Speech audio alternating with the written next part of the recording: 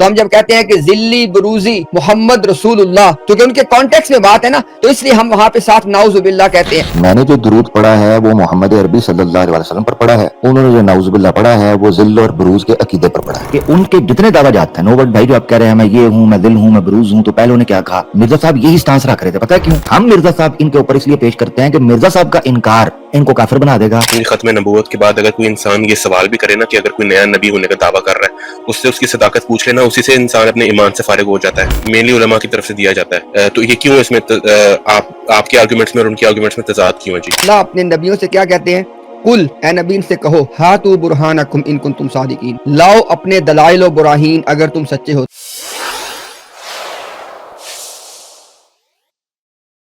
جب عامر بھائی نے نام لیا ہے ذلی بروزی محمد صلی اللہ علیہ وسلم کہا ہے انہوں نے، جب آپ نے ذلی بروزی محمد کہا تو آپ نے آگے نعوذ باللہ پڑھا ہے، تو یہ دو ڈفرنس کیوں ہے یہ پوچھنا چاہ رہا ہوں۔ جی میں بتا دیتا ہوں، میں نے اور عامر بھائی اور میں ہم دونوں اس بات میں متفق ہیں کہ ایک تو ہے ہمارے آقا مولا محمد ابن عبداللہ القریشی الہاشمی صلی اللہ علیہ وآلہ وسلم، ان کے بعد جو آدمی کہے جی کہ میں ہوں ذلی بروزی محمد رسول اللہ اور مجھے بھی اسی حیثیت میں مانو گے تو مسلمان ہو، نہیں مانو گے تو تم اللہ کی نظر میں مسلمان نہیں رہے ہو۔ تو اس لیے چونکہ مرزا صاحب نے اس کانٹیکس میں اپنے آپ اس بات کا اطلاق کیا ہے، لہٰذا ہم جب ان کے حوالے سے کچھ انہیں کے سیاق و سباق میں ساری بات ہو رہی ہوتی ہے تو ہم جب کہتے ہیں کہ ذلی بروزی محمد رسول اللہ، کیونکہ ان کے کانٹیکس میں بات ہے نا، تو اس لیے ہم وہاں پہ ساتھ نعوذ باللہ کہتے ہیں۔ اب میں یہاں پہ ایک بات کی ذرا وضاحت کر دوں، یہ وضاحت کیوں ضروری ہے؟ لوگ کیا کرتے ہیں، کہتے ہیں وہ دیکھو جی وہ فلانے صوفی نے بھی کہا کہ میں بھی ذل محمد ہوں، اور فلانے صوفی نے بھی کہا میں ایسے ہوں، دمکانے نے کہا کہ میں ایسے ہوں۔ اب سنیے گا بات کو توجہ کے ساتھ، میں کہتا ہوں ایک صوفی نہیں، اگر ساری دنیا کے صوفی ملا کے ہم سے یہ کہا جائے کہ جناب یہ ہیں، یا وہ دعویٰ کریں کہ یہ ہیں ذلی بروزی محمد رسول اللہ، اب ان کو مانو گے ذلی بروزی محمد تو تم مسلمان ہو، اگر نہیں مانو گے تو تم خدا کی نظر میں مسلمان نہیں ہو، ہم کہیں گے یہ زندیق ہے، یہ دجال ہے، یہ کافر ہے۔ اب اس کے بعد جو بھی الاف شلاف لکھا ہے کسی نے اپنی کتاب میں، اس کی دین میں کوئی حیثیت نہیں ہے، ایک ہی محمد رسول اللہ ہیں اور وہ ہم سب جانتے ہیں کون ہے۔ اگر ان کے بعد کوئی اپنا اس طرح سے ہمارے سامنے دعویٰ لے کے آئے گا کہ اب میں بھی ذلی بروزی بن گیا ہوں، اب مجھے مانو گے تو مسلمان ہو نہ، یہ میں اپنی پوری بات رکھ رہا ہوں، جس نے میری بات کوٹ کرنی ہے پھر پوری کوٹ کرنی ہے، میں دونوں باتوں کو ملا کے رکھ رہا ہوں کہ جی میں بھی اب ذلی بروزی محمد رسول اللہ ہوں، اب مجھے اس حیثیت میں مانو گے تو مسلمان، نہیں مانو گے تو تم خدا کی نظر میں مسلمان نہیں ہو، ایسا بندہ زندیق دجال اور کافر ہے، اس لیے ہم نعوذ باللہ پڑھتے ہیں ساتھ۔ عامر بھائی آپ مجھ سے ایگری ہیں؟ جی 100% ایگری ہوں۔ اس کو ٹرکس نکال دیتے ہیں۔ میں نے جو درود پڑھا ہے وہ محمد عربی صلی اللہ علیہ وسلم پر پڑھا ہے، انہوں نے جو نعوذ باللہ پڑھا ہے وہ ذل اور بروز کے عقیدے پر پڑھا ہے۔ بالکل ایسے ہی ہے جی۔ جی ویس بھائی، ٹھیک ہے، بہت شکریہ، تھینک یو سو مچ امتیاز بھائی۔ یہ ویس بھائی موسٹ ویلکم۔ یہ جو میں نے آخری بات کی، اس بات کو نا سب لوگوں نے اپنے پلے باندھنا ہے، یہ وہ ایک بنیادی فرق ہے، یہ وہ بنیادی فرق ہے جو ساروں کے سارے جو لوگ اس سے پہلے کوئی بھی کسی نے باتیں کی ہے نا، ان کو مرزا صاحب سے جدا کر دیتا ہے۔ ان میں سے کسی آدمی کی جو اپنے آپ کے بارے میں کسی حیثیت کا انہوں نے دعوے کیے ہوئے ہیں، ہمارے پہ کسی کی کوئی دعوے کو ماننے کی کسی پہ کوئی پابندی نہیں ہے۔ آپ جا کے اس مسئلے کو جس عالم سے مرضی پوچھ لیں جا کے کہ بھئی نبی پاک صلی اللہ علیہ وسلم کے بعد حضرت مہدی علیہ رضوان سے پہلے اس درمیان کے اندر آ کے کوئی بندہ اپنی کسی حیثیت کا دعویٰ کر دے اور کہے کہ مجھے مانو گے تو مسلمان ہو، نہیں مانو گے تو اللہ کی نظر میں تم مسلمان نہیں ہو، تو ایسا بندہ زندیق ہے، دجال ہے، کافر ہے، ہمیں کوئی اس میں نہیں دیکھنا کہ یہ کون ہے۔ جی عامر بھائی، بالکل بالکل، اس پہ میں عرض کر دیتا ہوں نوورڈ بھائی کے لیے، مرزا غلام احمد قادیانی صاحب کے ساتھ مسئلہ کیا ہے؟ دیگر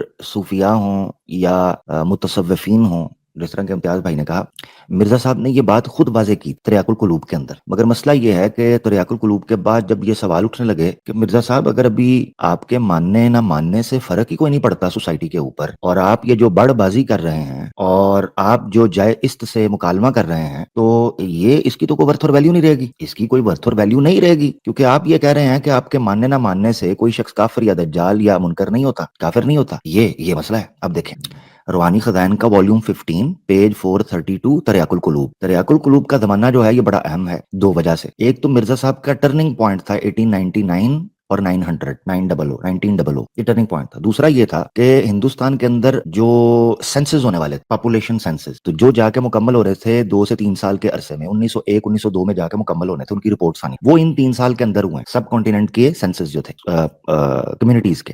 یہ جو سال ہے نا، یہ جماعت احمدیہ کے لیے بہت ضروری تھے تاکہ یہ اپنی الگ شناخت جو ہے وہ منوا سکیں. تو 15 کے 432 تریاق القلوب میں مرزا صاحب کیا فرماتے ہیں؟ وہ کہتے ہیں ابتدا سے ہی میرا یہی مذہب ہے کہ میرے دعوے کے انکار کی وجہ سے کوئی شخص کافر یا دجال نہیں ہو سکتا. آپ چیک کریں, اب 1899 تک مرزا صاحب اس چیز پر ٹکی ہوئے ہیں اور اڑے ہوئے ہیں کہ ان کے جتنے دعویٰ جات ہیں, نوبٹ بھائی جو آپ کہہ رہے ہیں میں یہ ہوں, میں دل ہوں, میں بروز ہوں, تو پہلے انہیں کیا کہا, مرزا صاحب یہی سٹانس رکھ رہے تھے. پتہ ہے کیوں؟ کیونکہ مسلمانوں میں متصوفین کی یا صوفیاء کی عزت تھی. وہ سمجھتے تھے یہ روحانی بیماریوں کا علاج کرتے ہیں اور یہاں لوگوں کو اللہ کی طرف لانے کی کوشش کرتے ہیں. تو مرزا صاحب نے, اسی لیے میں کہتا ہوں تورات ہو, انجیل, قرآن ہو, سننا, صوفی حضرات ہوں یا کوئی ربی ہوں یا کوئی سنت تیاگی ہوں, سوامی ہوں, مرزا صاحب نے ہر ایک کو آؤٹ آف کانٹیکسٹ ہی پیش کیا ہے. اب چاہے تورات اور یعنی بائبل جو ہے, چاہے اس میں اپنی جگہ پر کتنی ہی تعریفات کیوں نہ موجود ہوں, مگر مرزا صاحب جس جگہ سے استدلال کرتے ہیں یہ وہاں بھی بلنڈر مار دیتے. اسی طریقے سے قادیانیوں کا صوفیوں کی عبارتیں یوز کرنا, صوفیاء اپنی جگہ پر کس جگہ پر غلط تھے, کس جگہ پر نہیں, کس جگہ پر اسلام کے مخالف تھے, کس جگہ پر نہیں, یہ الگ موضوع ہے. مرزا قادیانی نے جہاں جہاں صوفیوں کا استدلال کیا وہاں بھی بھنڈی ماری ہے, وہاں بھی غلطی کی ہے افسوس کے ساتھ. آؤٹ آف کانٹیکسٹ چیزیں اور irrelevant چیزیں کوٹ کر کے اپنے دعوے کو ثابت کرنے کی کوشش کی. آپ دیکھیے گا اس وجہ سے یہ میں حوالہ پیش کر. تو یہاں تک نوورڈ بھائی مرزا صاحب جو ہیں وہ مسلمانوں کے تکفیر کے حوالے سے ایسے ایج پر چل رہے ہیں, ایسی پگڈنڈی پر سوار ہیں جہاں وہ چاہ رہے ہیں کہ مجھے ماننے والوں کی تعداد بڑھ بھی جائے, مگر جب آگے لوگوں نے سوال کیا پھر فائدہ کوئی نہیں تکفیر کی. خیر وہ الگ مسئلہ. اس تریاق القلوب کے صفحے میں کافر یا دجال نہیں ہو سکتا مرزا صاحب کا انکار کرنے والا, اس پر اگر آپ تریاق القلوب کھولیں گے نا 15 کا 432, تو اس پر بنا ہوا ہے سٹار, نہیں کے اوپر سٹار بنا ہوا ہے, وہ ہے حاشیہ.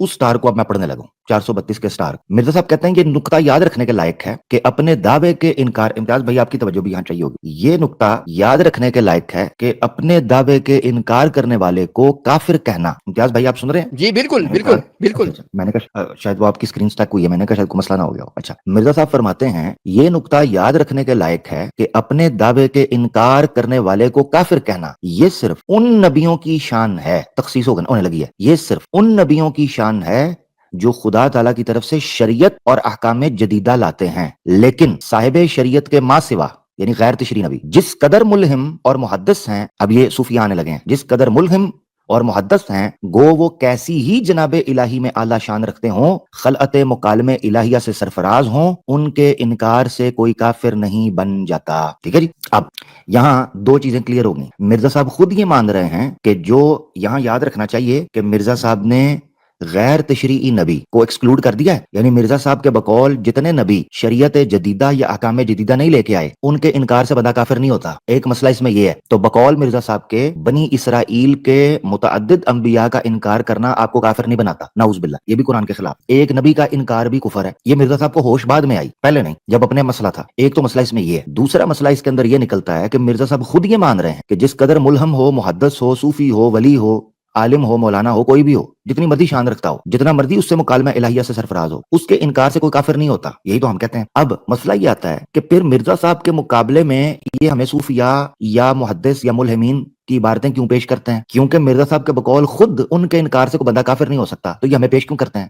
ویئر ایز ہم مرزا صاحب ان کے اوپر اس لیے پیش کرتے ہیں کہ مرزا صاحب کا انکار ان کو کافر بنا دے گا, اور یہی ہمارا بنیادی کلیدی ایشو ہے. مرزا صاحب نے امت کو دو حصوں میں بانٹ دیا. دعویٰ کیا یہ کہ جناب کوئی ٹینشن نہیں, مگر آہستہ سرکتے سرکتے انہوں نے تکفیر کا بازار گرم کر دیا. مرزا صاحب کا مقام دوسرے صوفیاء, دوسرے ملہمین, دوسرے محدثین ان سے مختلف اس بنیاد پر ہے کہ ان کے انکار سے خود مرزا صاحب کے بقول کو کافر نہیں ہوتا, ویراز مرزا صاحب یہ کہتے ہیں کہ اگر تم نے میری باتوں پر ایمان نہ لایا تم کافر ہو جاؤ گے, لہذا مرزا صاحب کو پیش کیا جائے گا, صوفیاء ملہمین کو ہمارے برخلاف نہیں پیش کیا جاتا. بہت شکریہ امتیاز بھائی. جی عامر بھائی جزاک اللہ, ماشاء اللہ آپ نے بہت اہم یہ باتیں کی ہیں, بہت اہم باتیں, اور اس سے کئی نقطے واضح ہو گئے. ویسے بھائی آپ کا کوئی اور اس سے ہے کویسچن, کاؤنٹر کویسچن یا کوئی فالو اپ کویسچن؟ ٹھیک ہے, میرا خیال ہے اس میں کلیئر ہو گیا امتیاز بھائی. میرا تو thank you so much. Questions ہیں باقی کچھ, وہ پھر انشاءاللہ کسی اور دن اس کو بھی ایڈریس ساتھ کروا دیں گے. نبوت کے حوالے سے جو نبوت جاری ہے اس کے حوالے سے ہیں وہ انشاءاللہ پھر کسی اور دن دیکھتے ہیں.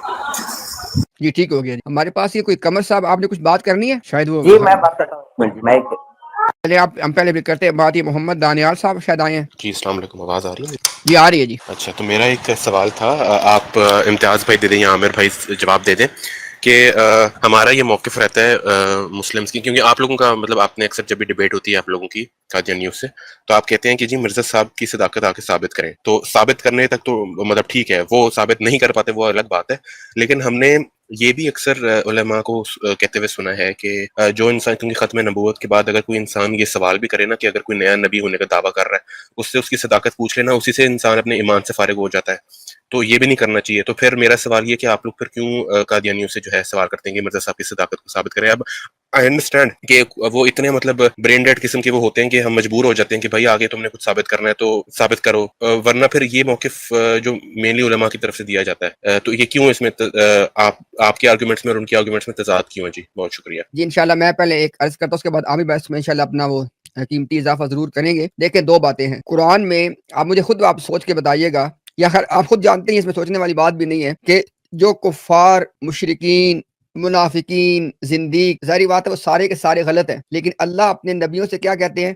کل اے نبی ان سے کہو ہاتو برہانکم ان کنتم صادقین, لاؤ اپنے دلائل و براہین اگر تم سچے ہو. اب حالانکہ اینڈ پہ کیا ہے؟ اگر تم سچے ہو تو. حالانکہ اللہ تعالیٰ کے قطعی اور یقینی علم کے اندر یہ سب جھوٹے ہیں. تو ایک ہوتا ہے کہ کسی آدمی کا کسی سے دلیل طلب کرنا یہ کہہ کے کہ لاؤ بھی دلیل پیش کرو, اگر ٹھیک ہوگی تو ہم مان لیں گے, غلط ہوگی تو نہیں مانیں گے. یہ ہے وہ نقطہ جو علماء نے کہا کہ کسی نبوت کے مدعی سے دلیل طلب کرنا کہ بھئی اگر دلیل ٹھیک ہوگی ہم مان لیں گے. ایک ہوتا ہے کہ ہاتو برہانکم, ہاں بھی لاؤ تمہارے پاس کیا ہے اپنے مذہب کو, اپنے عقائد کو. کیوں؟ اس لیے لاؤ کہ تاکہ ان کا باطل ہونا کتاب و سنت سے, عقل سے, دیگر دلائل سے ان کا باطل ہونا واضح کر دیا جائے, تاکہ جو لوگ اس دھوکے میں پھنسے ہوئے ہیں وہ وہاں سے نکل سکیں. تو بات ایک ہی ہے, دلیل طلب کی جا رہی ہے. فرق کیا ہے؟ دلیل کیوں طلب کی جا رہی ہے. ایک میں کیا ہے کہ انسان کیا کہہ رہا ہے کہ جاؤ جی دلیل دو, میں دیکھتا ہوں ہوئی تو میں مان بھی لوں گا. یہ ہے وہ نقطہ جو علماء نے کہا کہ مدعی نبوت سے دلیل طلب کرنے والا بھی اس طور سے وہ کافر ہو جاتا ہے. جی عامر بھائی.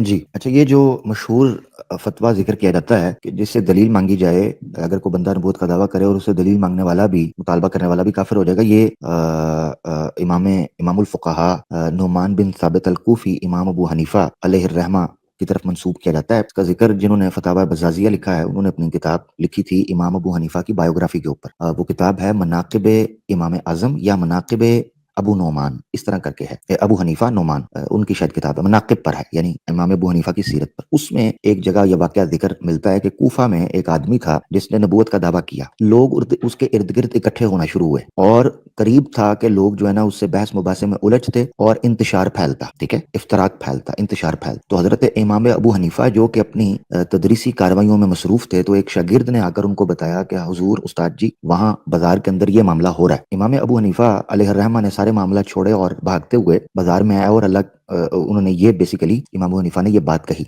کہ جس کسی نے اس سے دلیل کا مطالبہ کیا وہ کافر ہو جائے گا. تو مجمع چھٹ گیا. یہ ٹیکنیک ہوتی ہے خاص وقت میں. اس کو عمومی فتوے کے طور پر کئی لوگوں نے لینا شروع کر دیا کہ شاید امام ابو حنیفہ نے یہ کہا. ایک منٹ کے لیے مان لیا جائے کہ عمومی فتویٰ بھی دیا ہو, اس میں کوئی شک, مگر یہ یاد رکھنا چاہیے کہ امام ابو حنیفہ کا یہ قول ہے, ان کی طرف منسوب ہے, ان کی سیرت میں یہ ملتا ہے. دیگر علماء فقہاء نے اس کو اور طریقے سے چیزوں کو دیکھا ہے. اصولی طور پر دیکھا جائے تو یہ بات تو بالکل ٹھیک ہے کہ کوئی بندہ نبوت کا دعویٰ کرے تو ہم اگر اس نیت سے جائیں کہ اس سے جا کے کچھ سیکھیں, اس سے جا کے کچھ واقعی ثبوت مانگیں, اس بنیاد کے اوپر کہ یار واقعی ہو سکتا سچ نہ ہو, اس کا ثبوت مانگیں, تو اس صورت میں تو اس آدمی کو تجدید ایمان کرنی چاہیے. ویرایز میں اکثر کہا کرتا ہوں امتیاز بھائی کہ ہمیں مناظرے کا, مکالمے کا طریقہ حضرت ابراہیم علیہ السلام سے سیکھنا چاہیے. قرآن امام المناظرین تھے اور بڑے بڑے بادشاہوں کے سامنے, ظاہری بات ہے بادشاہ کے سامنے ان کا مناظرہ موجود ہے, اس کو چپ کروایا, اور کئی گفتگو کے ذکر ان کے ملتے ہیں بت پرستی کے مخالف. تو حضرت ابراہیم علیہ السلام کا جو طریقہ تھا وہ یہ طریقہ تھا کہ لوگوں تک حق پہنچانے کے لیے وہ خود کو ایک پوزیشن میں رکھتے تھے, اور اس پوزیشن میں رکھ کر وہ یہ کہتے تھے کہ اچھا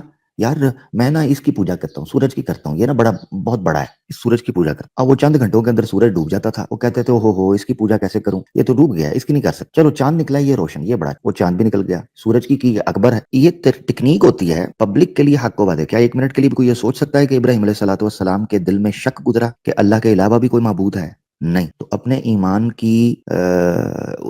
پر یقین, اپنے عقیدے پر یقین, مگر پبلک کو فتنے سے اور فساد سے بچانے کے لیے, غلط عقائد و نظریات سے بچانے کے لیے, کم علم لوگوں کو جو ان دلائل کی اصل تعبیر سے یا اصل توجیہ سے واقف نہیں ہیں ان تک یہ چیزیں پہنچانے کے لیے یہ طریقہ کار انبیاء کی سنت ہے, اس کو استعمال کرنا چاہیے. تو اسی طرح مرزا غلام احمد قادیانی کے زمانے میں مسلمانوں کے پاس جو استطاعت تھی, جو ان کے پاس استعداد تھی, انہوں نے اس کے مطابق اس فتنے کو ٹیکل کرنے کے لیے مکالمے اور مناظرے اور تالیف اور تصنیف کا سہارا لیا. میں سمجھتا ہوں اس سے یہ چیز بھی الہی حکمت کے طور پر سامنے آتی ہے کہ ختم نبوت صرف جذباتی عقیدہ نہیں ہے بلکہ علمی اور تحقیقی عقیدہ ہے کہ قیامت تک, رہتی دنیا تک, جب کبھی کوئی شخص آ کر ادھر ادھر کے دلائل قرآن و سنت کے خلاف یوز کرنے کی کوشش کرے گا تو ہمارے لوگ علمی طور پر بھی ٹیبل ٹاک کے ذریعے بھی بڑے سوفسٹیکیٹڈ اور ڈیسنٹ انداز میں ان کی دھجیاں اڑانے کی الحمدللہ طاقت اور صلاحیت رکھتے ہیں. تو یہ بھی چیز بڑی ضروری ہے, اس میں حکمت ہے. بہت شکریہ. بہت شکریہ عامر بھائی. آخری بات کر کے میں جاؤں گا پھر. تو میں کیا میں جب پرسنلی کسی قادیانی سے کہتا ہوں کہ دلائل آگے رکھو, تو میرا مقصد بیسکلی یہ ہوتا ہے کہ میں اس دلائل کی بیس پر اس کو غلط ثابت کر سکوں, کیونکہ مجھے پتا ہے وہ غلط ہے. بھائی جس بندے نے روحانی خزائن اور مرزا صاحب کی جو ہے تعبیریں پڑھی ہوں گی, وہ کسی بھی صورت میں یہ تو نہیں سوچے گا کہ چلو دیکھ کے آتے ہیں کہ یہ بندہ سچ بول رہا ہے کہ نہیں. اس کو پتا ہے کہ سچ کیا ہے. تو مین جو ایم ہوتا ہے وہ ہوتا ہے کہ ان کی دلیل کو غلط ثابت کرنا. رائٹ, بالکل. دیکھیں نا, ہاں جی. تو یہ بھی سمجھ لیں کہ مرزا صاحب نے اگر روحانی خزائن اپنے ہاتھوں سے نہ لکھی ہوتی تو پھر قادیانیت کے ساتھ ہمیں ڈیل کرنے, پتہ نہیں قادیانیت کی اس وقت شکل صورت کیا ہوتی, ان کی یہ کس طرح کا ان کا اپیرنس ہوتی آئیڈیولوجیکلی اسپیکنگ, اور کس طرح یہ آرگیومنٹ کرتے. اب دیکھیں اس بات کو دیکھنے کا نا ایک اینگل, میں نے چونکہ یہ بات دیکھی, اگر آپ جائیں گے نا, ان کا ایک مربی ہے, ان کی ایک شخصیت ہے عامر بھائی, اس نے نا اپنے کم از کم یہ چند ہفتے پہلے تک تو ایسا ہی تھا, میں نے اس کے بعد چیک نہیں کیا, اس نے اپنے ٹویٹر اکاؤنٹ کے اوپر جو ویڈیو یا جو چیز پن کی ہوئی ہے وہ ایک کلپ ہے جس میں عدنان بھائی اور میں بیٹھے ہیں, اور ہم نے بات, عدنان بھائی نے کہا, ایک سیکنڈ یہ ذرا میں اس کو ہٹا دوں, اسکرین پہ وہ آتا ہے بار بار جو ہے نا, یہ کو ویریفائی کریں. اور دوسرا یہ امتیاز بھائی, آپ نا خود کو بڑی اسکرین پہ کر لیں, کیمرہ ہے تو وہ انٹریکٹیو رہتی ہے اسکرین. ٹھیک, میں تو آف ہے. جی بہت شکریہ. جی ٹھیک, اچھا جی, ہاں اچھا. اس میں نا عدنان بھائی نا عامر بھائی ایک بات کر رہے ہیں, انہوں نے کہا کہ انہوں نے دیکھا نا, ایک ہوتی ہے بالفرض محال کے طور پہ ایک بات جو کرتے ہیں, انہوں نے کہا کہ اگر مرزا غلام احمد قادیانی کوئی فرشتہ بھی ہوتا نورانی وائٹ روب کے ساتھ کہیں سے آ جاتا, ہم نے پھر بھی اس کو نہیں ماننا تھا. تو آگے سے اس سے دلیل پکڑ رہا ہے وہ جس نے اپنی اس کو لگایا ہوا ہے کہ دیکھا یہ لوگ حق کے طلبگار ہی نہیں ہیں, ان پہ تو اتمام حجت ہو گیا. بتاؤ ان کے ساتھ اب کیا بات کریں. عامر بھائی ان لوگوں کی عقل میں اتنی بات بھی نہیں آتی. جب مرزا غلام احمد قادیانی عبداللہ آتم عیسائی کے ساتھ مناظرہ کرنے گیا تھا تو کیا دونوں آپ سے کھلے چھوڑ کے گیا تھا, کیا کہ عبداللہ آتم کی بات ثابت ہوگی تو مان لوں گا میں. زبردست پوائنٹ, زبردست. جب آج کے دور میں ہم جب دیکھتے ہیں, جب یہ لوگ عیسائیوں سے مناظرے کرتے ہیں, اب وہ تو کرتے ہی نہیں, ایک دو انہوں نے کی ہے جو موجود ہے وہاں پہ بھی جا کے اسلام کی جو ہے نا وہ دجیاں بکھروائی انہوں نے خام کہ سوری, اسلام کی نہیں, اپنے نظریات. ہاں جی سوری, آپ یہ کہنا چاہ رہے ہیں, میں اپنے الفاظ واپس لیتا ہوں جو کہ بعض دفعہ الفاظ کا چناؤ ہے. آپ جزاک اللہ کی بات دوسرا کہ لیکن نام تو اسلام کا ہی لیتے ہیں نا, نام وہ اسلام کا ہی لیتے ہیں. ہاں وہی میں کہنا چاہتا تھا کہ جو کہ عیسائیوں کے ساتھ بات کر رہے تھے اور خود کو بطور مسلمان ریپرزینٹ کر رہے تھے, اس اینگل سے میں نے وہ الفاظ, لیکن اس کے باوجود بھی الفاظ غلط ہیں. ان کو عامر بھائی کی جو ہے نا جو اس پہ جو تصحیح ہے وہ درست ہے. میں اپنے الفاظ کو واپس لے کر درست کرتا ہوں کہ انہوں نے اپنے وہ نظریات کا جب ان کے سامنے اسلام بنا کے پیش کیا تو ذرا اس پہ جگ ہسائی ہو رہی تھی. تو بات یہ ہے کہ وہ دونوں قادیانی جب ادھر مناظرہ کرنے گئے تھے تو یہ سوچ کے گئے تھے کہ دیکھتے ہیں اگر دلائل ٹھیک ہوئے تو مان لیں گے. اس کا مطلب یہ ہوا کہ جو باتیں اصولی طور پہ غلط ہوتی ہیں, دیکھیں نا, جب سے ہم عیسائیت کے موجود ہے اور اسلام موجود ہے, ہمارے علماء ہمارے مناظرین عیسائیوں سے مناظرے کرتے ہیں, کیا وہ وہاں پہ یہ کہہ کے جاتے ہیں کہ دیکھتے ہیں جی سچے ہوئے تو مان لیں گے. تو یہ سے میں نے بات کی وضاحت کر دی کہ ایسی یہی بات نہیں ہوتی ہے. جی